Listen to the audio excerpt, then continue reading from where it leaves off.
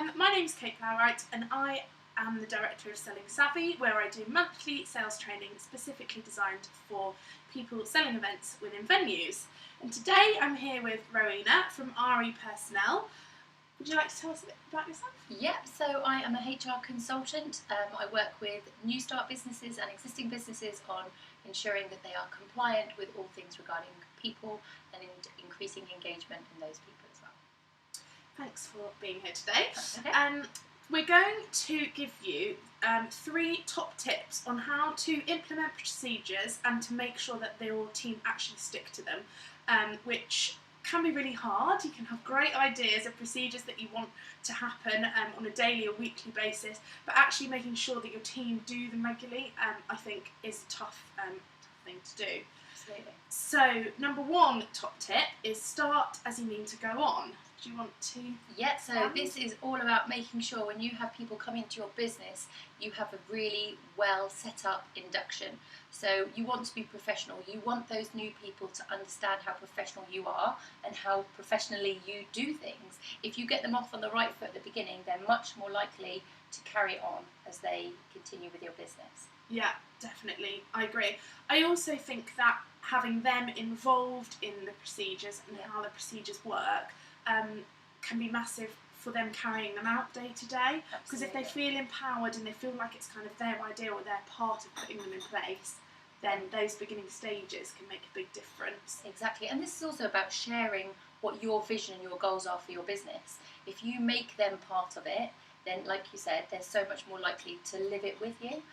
They want to share it with you. They want to be on your journey, and you need to get them on board so that they can go out and do the work for you. And they'll believe in the vision with you. Exactly. Yeah, yes. Definitely. Excellent. So number 1, start as you mean to go on.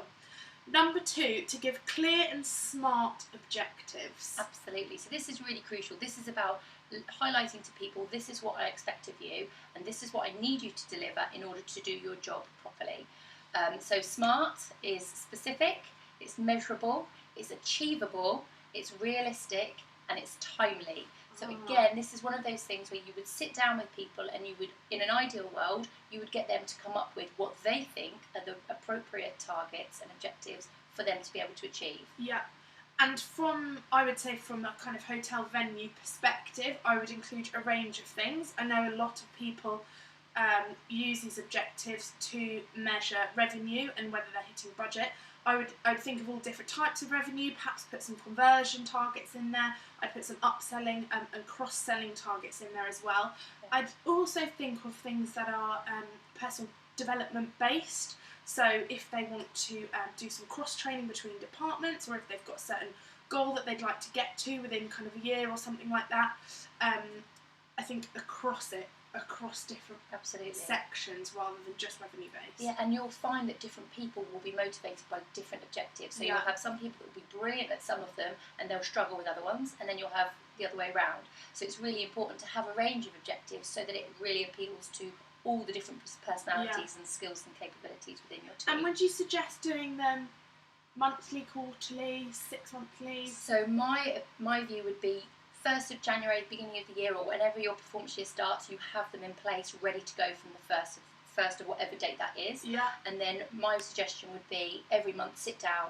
and review how they're doing against each of those objectives. Okay. Now, what else is really crucial is about following up on them. So you might have a monthly review in your diary where you sit down and you go through all the parts of your objectives. But, on a weekly basis, there will be specific targets in there that you need to follow up on. Yeah. And if your team know that they're going to have to sit down with you, it might only be for 10 minutes on a Monday morning with a cup of tea. Yeah. But if they know they've got to tell you, this is what I've achieved, this is what I've achieved, this is what I've achieved, they are much more likely to go out there and do it. If they think they've got a whole month to run with it, then they're going to leave it all to the last minute, and then it'll be a quick rush. Oh, I wasn't able to do it, and then you've lost a month. Yeah. So you need to do sort of small little catch-ups regularly. Yeah, and then really, or it might be that you have small enough in every week, and then quarterly you'll have a more professional sort of sit down, where you've all got your notepads and it's all, a bit more formal. And then you might follow that up with an email and say, well, this is what you said you'd do, this is what you have done, and this is what you're going to do going forward.